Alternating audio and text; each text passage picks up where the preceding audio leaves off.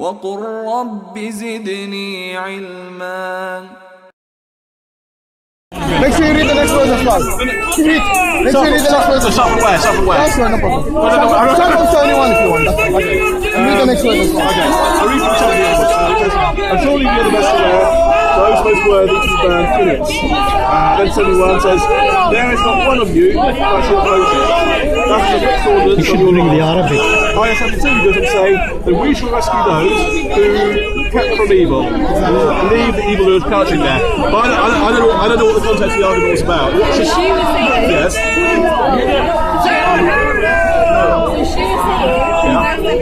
Yes.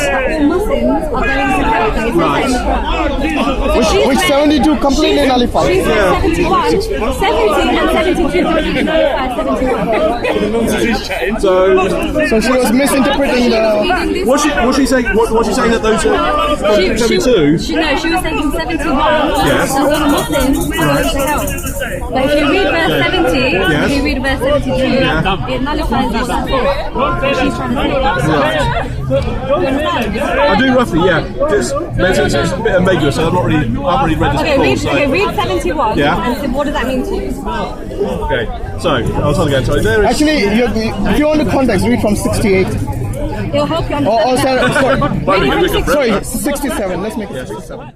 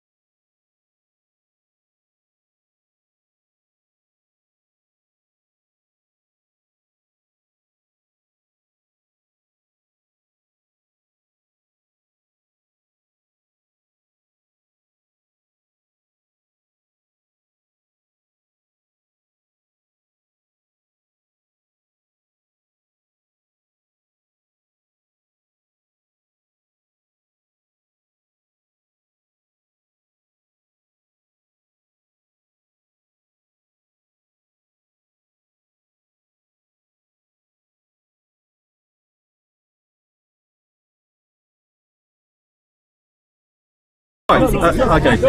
Does not man remember that we created him before, when he was nothing? And by your Lord, verily, we shall assemble them and the devils, when we shall bring them crouching around hell. Then we shall pluck them from every sect, whichever of them was most stubborn rebellion to the beneficence. We're on ayah 70 now. And surely we are the best aware of those most worthy to be burned in it. 71 goes on to say, there is not one of you but shall approach it.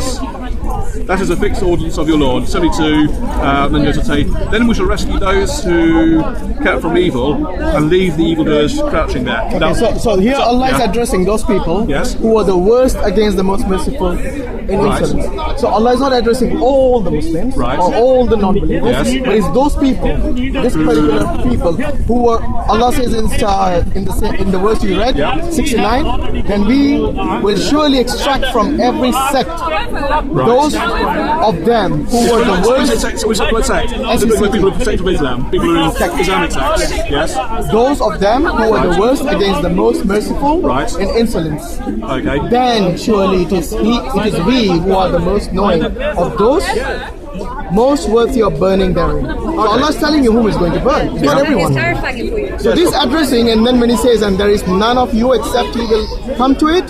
So none of those guys who are the insolent ones. Yes. Not everybody. There is because Allah says in 72, then we will save those who fear Allah and leave the wrongdoers within it on their knees. So Allah differentiates between the. Backing up what we said, I knew this conversation late, so I wasn't really sure what you was referring to. And if I was to look at those surahs by myself, basically outside Speaker's Corner, for me they'd be quite ambiguous because it's not really. Obviously, if you take it out of context. Well, yeah, but I'm saying it'll make it won't make sense to you. No, what I'm saying is, even reading in context, I reading the earlier ayahs, it's not really making a great deal of sense either way. So why is not? Which part did not make sense to you? I'm not criticizing. I'm trying to understand what part didn't make sense to you. Because so maybe I can explain it further. Yeah, sure.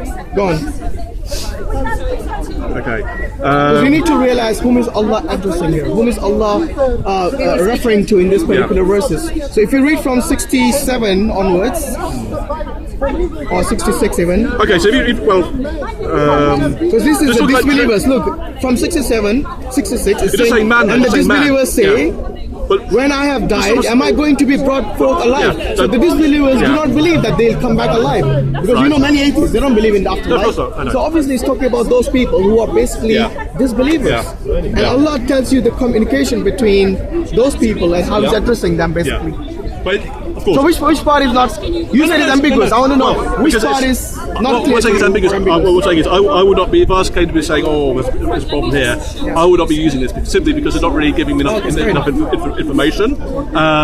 So it's not because you know, we have the tafsir, so if you don't understand anything, you say Muslims when they read the Quran, they don't understand. No, you got the full sunnah. sunnah. You have to go to our scholars. Yes, so you got the full sunnah basically. Absolutely. So that's and you got your exegesis. Even without that, you can understand. As a layperson, you can understand that. You don't Especially if you speak the Arabic. I mean, in general, you need tafsir, but most things you do, but the things you don't, you have to do the scholars. this is really أيهم على أشهد على الرحمن maybe your version translation uses a fictional translation, which is probably not the best. Probably not the best translation. For example, if you read it from here, that's a bit easier to Sure. But what was happening here? I just thought she was sort of by herself, and I wasn't really sure what the conversation was about. It's a very ambiguous. For me, it's a very ambiguous passage to use. Therefore, I wouldn't feel very confident really making. If you isolate the passage, it'll be ambiguous. Of course. And that's exactly what your colleague did. She actually took it out of context without understanding because the very next verse clarifies and goes against what she was trying to imply. So she's saying, what she told you? That every Muslim is going to hellfire. Yeah. I mean, come on, from which angle does she even get that message from that? So we should convert to Christianity then. Is that clear? Well, what I said. What I say was. Keep claiming ambiguous.